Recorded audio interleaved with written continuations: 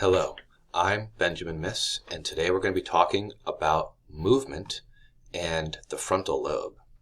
We start by looking at some interesting effects of movement.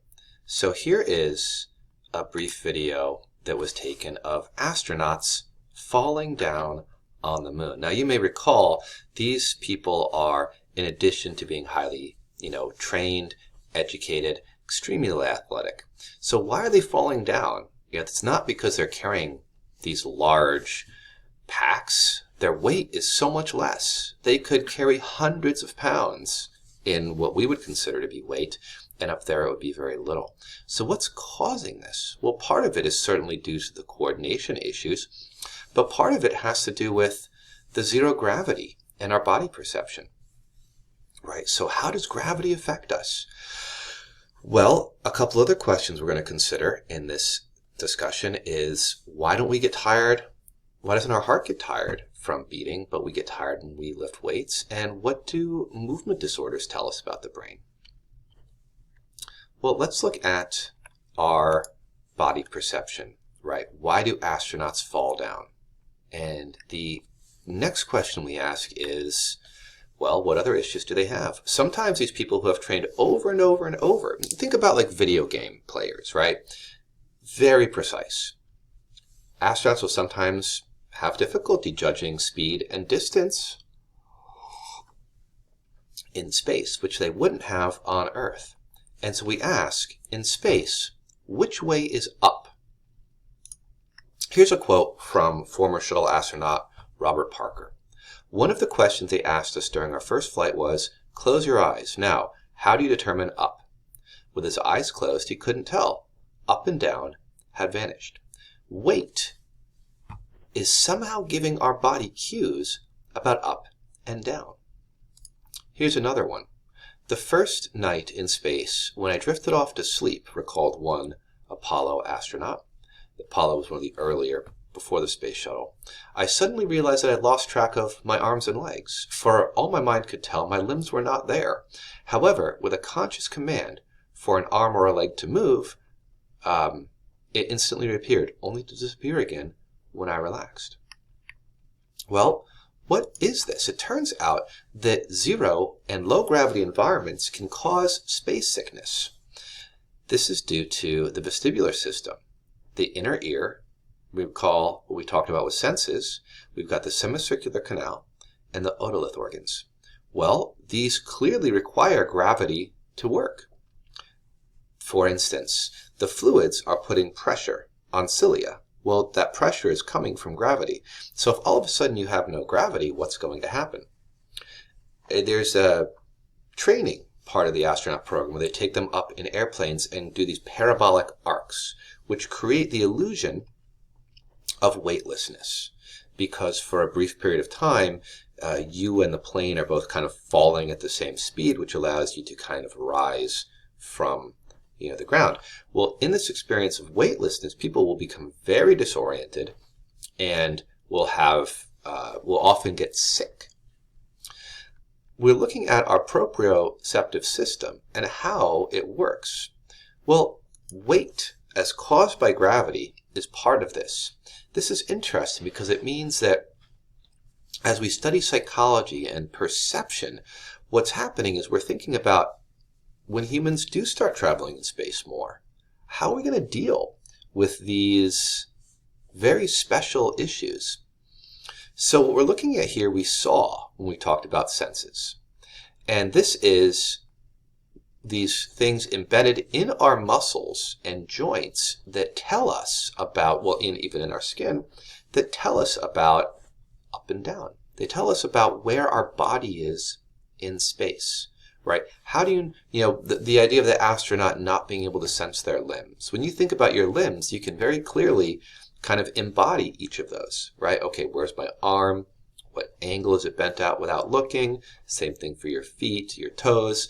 Without looking, you're able to sense these things. And this is feedback. So part of it's in the skin, those Pacinian corpuscles, but the Golgi tendon organs and the muscle spindles are in our muscles and tendons. So we're getting information. It turns out our body needs approximately 15% of Earth's gravity to orient and successfully perform spatial skills.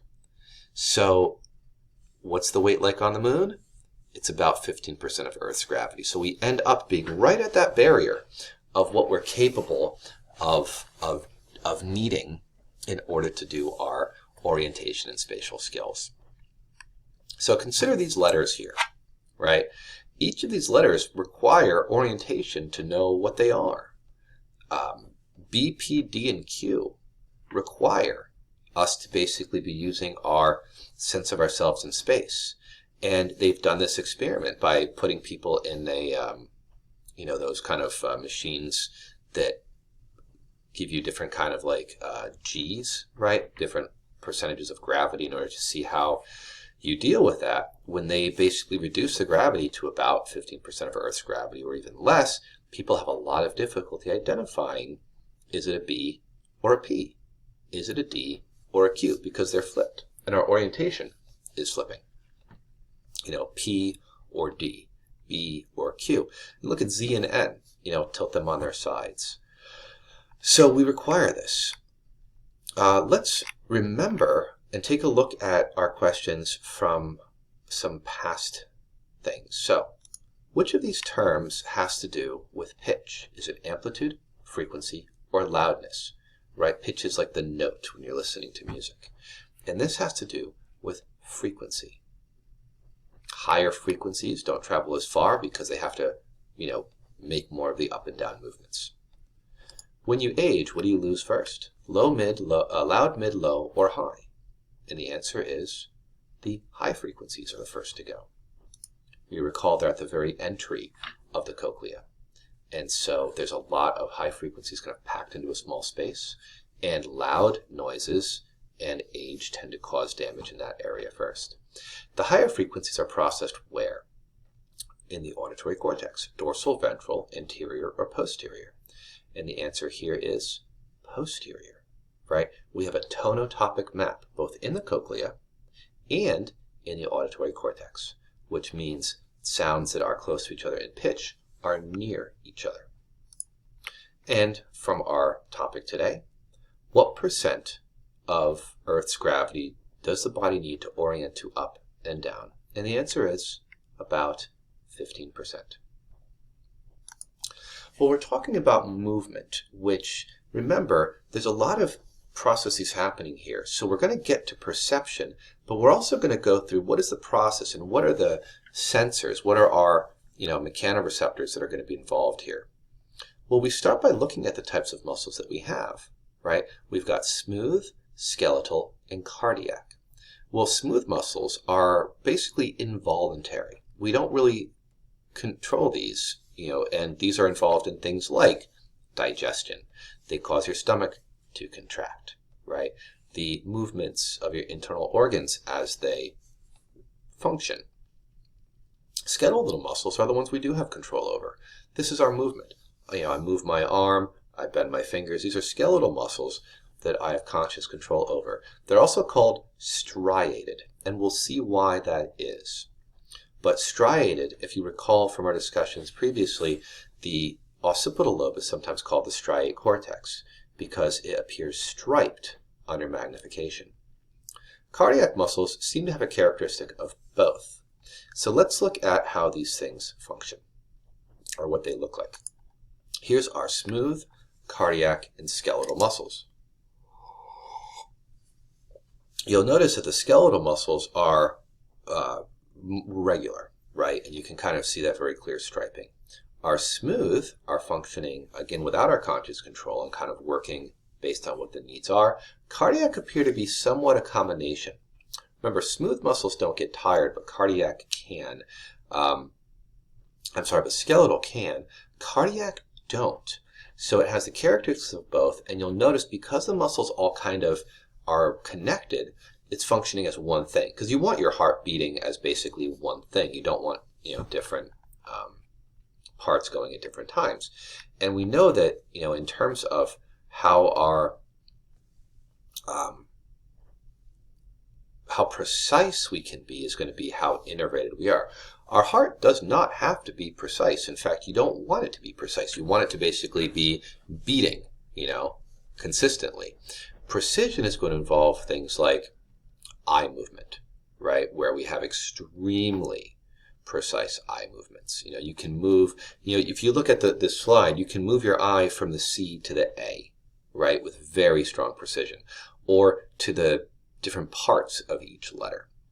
This requires this kind of large number of different signals being sent to these eye muscles, compared to something like the leg, where you basically only want one signal. You want your arm to bend. You want to do this. You just want one thing happening all at once with a bicep. You don't need a lot of separate signals there. So one signal says, contract bicep, bend arm.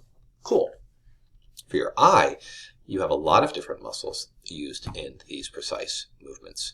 So when we think about how much information we're getting, one axon may split and synapse with a number of fibers in your bicep, where in your eye, one axon may innervate just one fiber or a small number of fibers in order to carefully control these movements.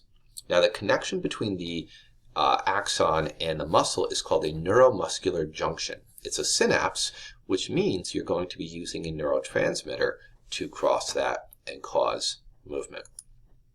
Now, this is an image of a neuromuscular. Well, it's an image of the innervation of a muscle, of muscle fibers. And you can see these, the darker is these motor nerve axons, and that kind of pinkish color is the muscle fibers themselves. So what you're looking at is the innervation. So we can't really see the neuromuscular junction, but we know that in each of those kind of ends, that's what you have. And so we need really kind of like more of a artistic rendition to get an idea of what this looks like. So here is this, and these are actually interesting because these are some of the slides that we do have and look at in the lab, and you can kind of get into different resolutions here and see how well you can see this connection. So here's the neuromuscular junction. The motor neuron synapses with the muscle, and this means that we're going to have a fiber. Each fiber that's going to be contracting has a junction. So you could have a bicep with a lot of fibers, right? And you've got this axon that's going to basically split. And you see here this axon terminal here is splitting from the axon in order to have one nerve that's causing the entire bundle of fibers to do the same thing at the same time. The ACH we see here stands for acetylcholine. All muscles work on acetylcholine. And so one of the things, certain toxins, right, will be acetylcholine blockers, because they'll be fatal, because if your muscles can't contract, not only can you not move, but your heart can't beat, right? You can't breathe. So we require acetylcholine in order to have these neuromuscular junctions function, right? And what happens, you open the channel, right? These are going to be ionic, not metabotropic, because you want, basically, here's a signal that says bend the muscle. You don't want it to be like, well, let's do this, and then we'll get around to bending it or contracting it. So acetylcholine is interesting, and here's an example of those toxins. So belladonna, also known as nightshade, contains anticholinergic toxic alkaloids. Now, these things have medical uses, right? But they can block the use and function of acetylcholine, causing balance and movement problems, as well as involuntary parasympathetic regulation and cognition problems. You block acetylcholine, and you cause a lot of problems. But this can also be used in other areas. Now let's look at the muscles and the types here. So beyond, if we look at our skeletal muscles, we've got two types of fibers. We've got slow twitch and fast twitch. So how far can you walk before your muscles just can't walk anymore, right? How far can you run before you can't run anymore. And what this tells us is there's different types of muscles. For instance, the ultra marathoners, where they go 50 to 100 miles or more at a slow pace, they can continue, right? These are aerobic. These muscles require oxygen. And so while you will certainly be exhausted when you're done, you can continue for a very long period of time. Sprinters, however, can cover very short distances at a higher speed, but these muscles are anaerobic, these fast twitch muscles. And so, yeah, you can do 100 meters, 200 meters at this extremely high rate of speed, but your muscles are going to fatigue extremely quickly because these fast twitch fibers, though they are functioning, at kind of this greater power, they're wearing out faster because you're not able to continually, refresh them. The oxygen allows this constant kind of refreshment, this kind of, moving out the toxins, moving out the byproducts, where the fast twitch muscles, we're going to build up more of these byproducts of movement that then have to kind of be taken care of differently. Each of our muscles has antagonistic pairs for most of our cases. Like, for instance, if you bend your arm, you want to be able to straighten it. Bend your leg, you want to be able to straighten it. Hamstring in the back of your upper leg is going to basically cause the contraction of your leg, right? Bending your knee. Well, the quadricep is going to be straightening it, right? By flexing your quadricep. So you basically have these different muscles that are going to be antagonistic, which means you're able to, move. A flexor bends the appendage and the extensor straightens it. All right, now here's another question for you. The primary neurotransmitter involved in muscle contraction is which of these? Dopamine, serotonin, GABA, or acetylcholine? And the answer is acetylcholine.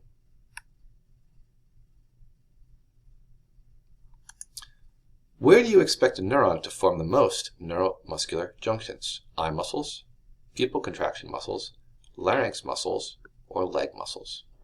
And the answer here is leg muscles.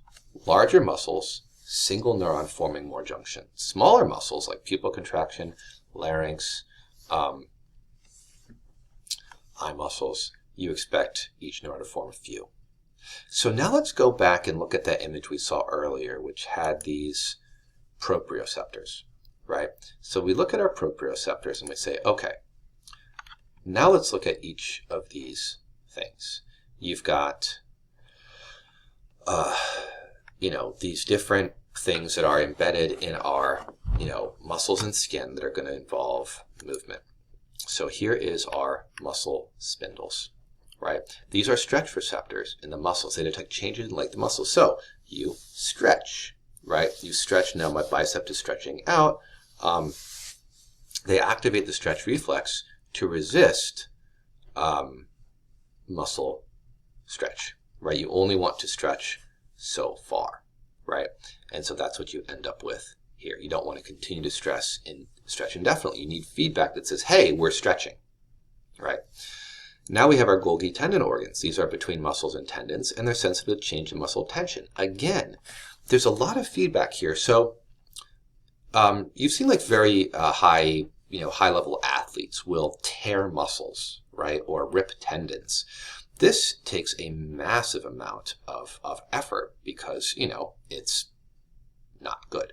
So you've got a lot of these things in your muscles and tendons that basically tell you too much, and they put the brakes on it. They make it very difficult to continue at that very high rate. It's protective. So these proprioceptors are protecting us from ourselves. So the muscle spindles are they're in the muscles themselves, and they're telling us about the length of the muscle, all right? And the tendon organs, the Golgi tendon organs, are between the muscles and tendons, and you can see this here, and they're also telling us about muscle tension, kind of putting the brakes on things. Here's our proprioceptors in the extracellular matrix of the skin. You've got your Pacinian and Ruffini corpuscles, and some are in muscles, and they send information about movement and stretch. So it's again a continued feedback information on how much we have.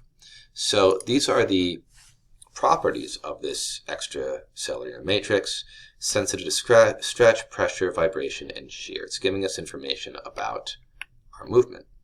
Now, this also leads to reflexes, right? So you have a stretch reflex. So you stretch, stretch, stretch, stretch, and your body's going to eventually say too much stretch and kind of contract those muscles again, right? Again, to protect you. And then you've got these primitive reflexes that are innate in newborns and disappear over time. And these are really quite interesting. So we're going to talk about the palmar grasp, Moro, and the stepping reflex. So let's look at these. The palmar grasp is this. It is the and plantar too. It causes the hand and feet to extend and clutch. In a newborn, you could actually cause it to extend and then grab, right? Now, these are very early reflexes, and the idea is these are also things that our primate ancestors have. Really a protective thing that helps you to grab on to your, ancestral mother's hairy body, protectively, right? The Moro reflex is an interesting thing. Now, it's a little counterintuitive, but when you lie an infant down, you don't put their body first and head last. You put their head first and their body last. And the reason for this is if their body is down and their head is then being lowered, they feel like they're falling. And they'll reach out and try to hold on. It's distressing. So this is part of that reflex too, which is also related to those early kind of ancestral things where the infant, it needs to cling on very quickly. Now remember, humans are very slow developing. And we'll talk about that more as we talk about human development. But these reflexes are kind of these built-in protective systems. The stepping reflex is interesting. So it was believed that this disappeared and came back. Like basically it'll happen in a newborn where they will actually, if you hold them, they'll kind of try to step. And then it would disappear and then come back closer to the time they tried to walk. And they found later that if you put them in water, right, hold them in water, the stepping reflex comes back. So it disappears because of body weight, not because the reflex itself is gone. There's a large number of these primitive reflexes in infants that disappear as they kind of age. We no longer have the palmar grasp, right? It's not necessary or useful in adults. Now, if I were to say, put your hands down in front of you and lift when you feel ready, lift one up. So when you feel, just decide which one you're going to lift up and then say, okay, I've decided, and then lift that hand, right? There has been some interesting research on this in terms of, can we see these early kind of patterns in the brain? And there was this Labette experiment in 1980 based on an earlier experiment from the 60s where they showed that you could actually predict movement before the person moved and before they were aware that they had made a choice. So for instance, they put these, the electrodes on people like EEG, and they said, okay, when you're ready, when you make the decision, here's the clock, tell me when you're looking at the clock, tell me, okay, here's what I see, and then immediately raise your hand. So you would say this, report the number that you saw afterwards, after raising your hand, and they would say, okay. The interesting thing was, you'd actually had that early kind of process, left or right hemisphere relating to the contralateral hand, before you reported the number. They expanded this in 2008 in this study by Soon and al., where they actually looked at the brain using fMRI. And they found that the onset of predictive information preceded the button press by 7 seconds, right? I'm sorry, not the button press, the decision. When the person felt they were ready, the brain had already made the decision. This is interesting because it does suggest that the mind follows the brain. So your brain has already kind of made your response, and your mind is only aware of it after your brain has made this decision.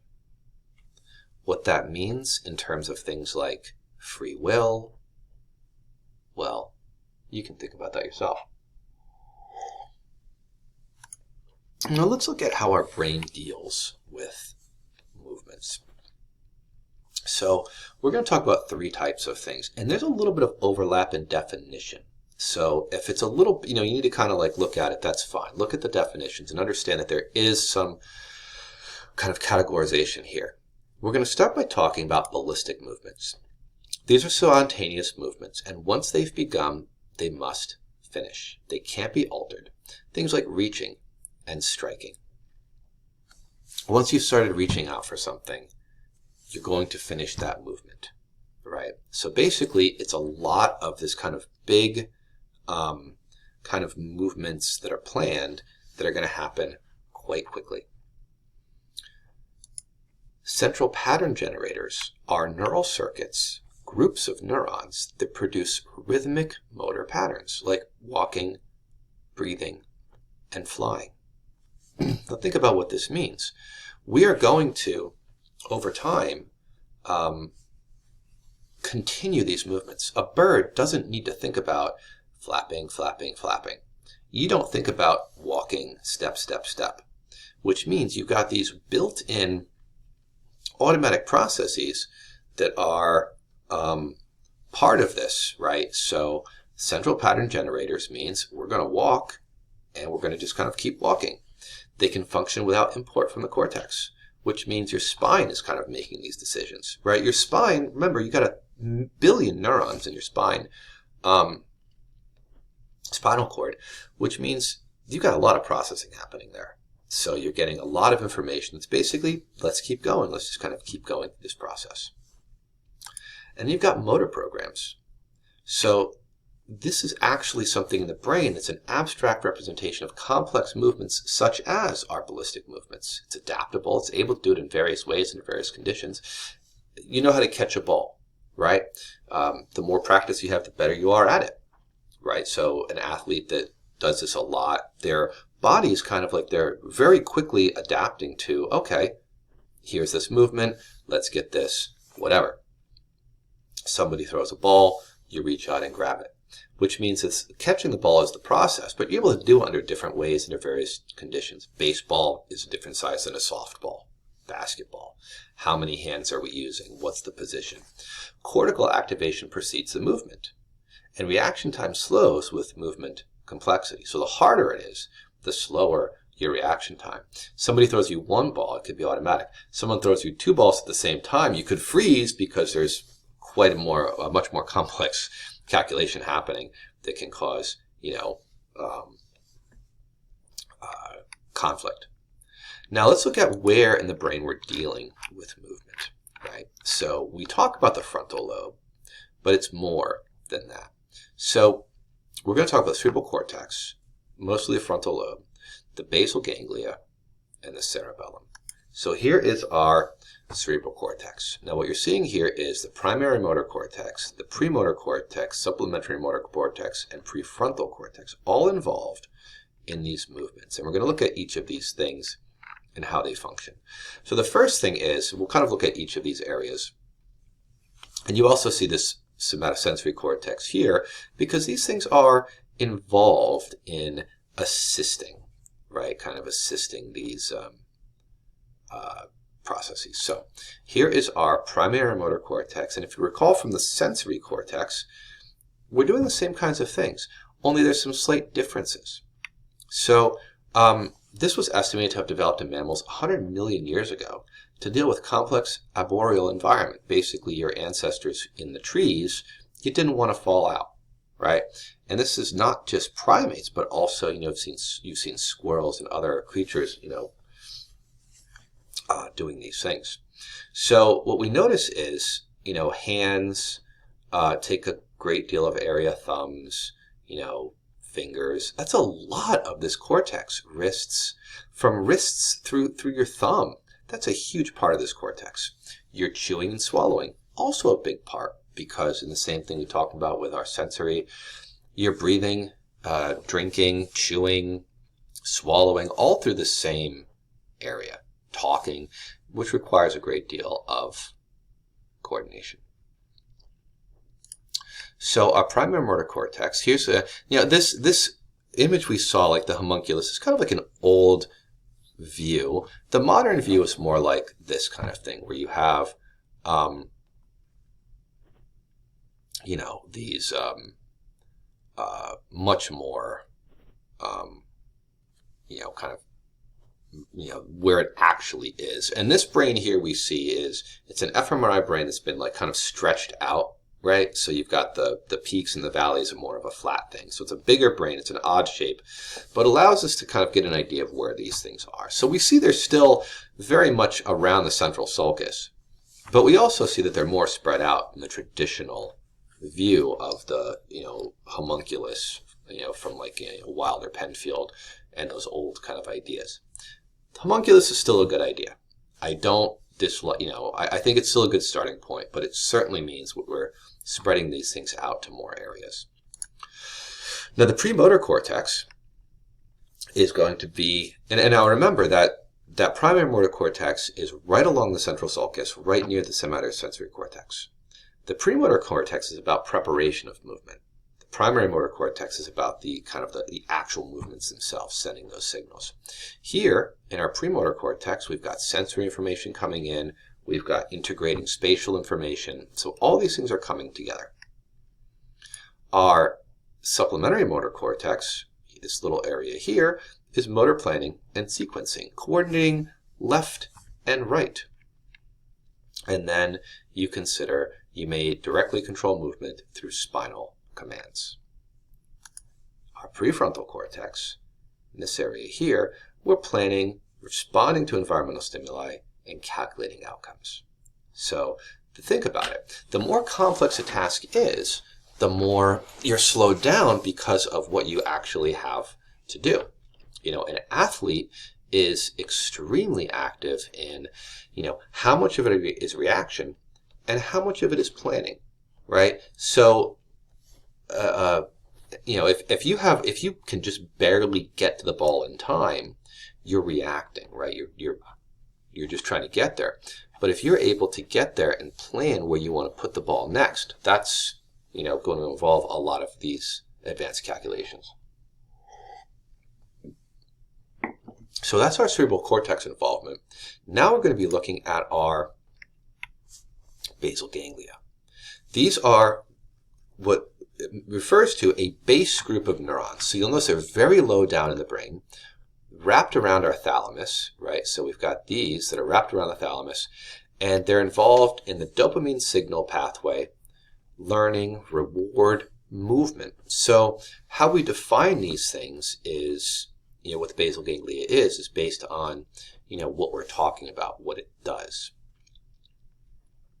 So here is our, for instance, the globus pallidus, the subthalamic nucleus, substantia nigra.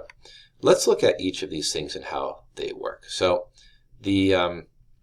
interestingly, our substantia nigra is where we kind of get our system from, our dopamine signal starting, and that's actually not even cortex, that's midbrain, right? So it's very deep in terms of where these things are. Well, here are some of the structures. The striatum, which is wrapping around the thalamus here, the globus pallidus, which we see here, also kind of in that same area, the subthalamic nucleus down here, and the substantia nigra even lower. And so what we're seeing is, not worrying too much about all of these arrows, it's very inhibitory. So you have all these possible movements that are actually being inhibited. And that's the idea. right? Where you kind of like cause something to happen by inhibiting something else. And if you recall from our discussion of, how neurons work, and you've got, IPSPs and EPSPs, sometimes inhibition is often inhibition is a useful signal. Saying don't fire does give information. So we consider here the red arrows are inhibitory and the green arrows are excitatory. The basal ganglia inhibits movement. So disinhibiting the basal ganglia selects for movement. Now this is going to come into discussion when we talk about things like our movement disorders, right?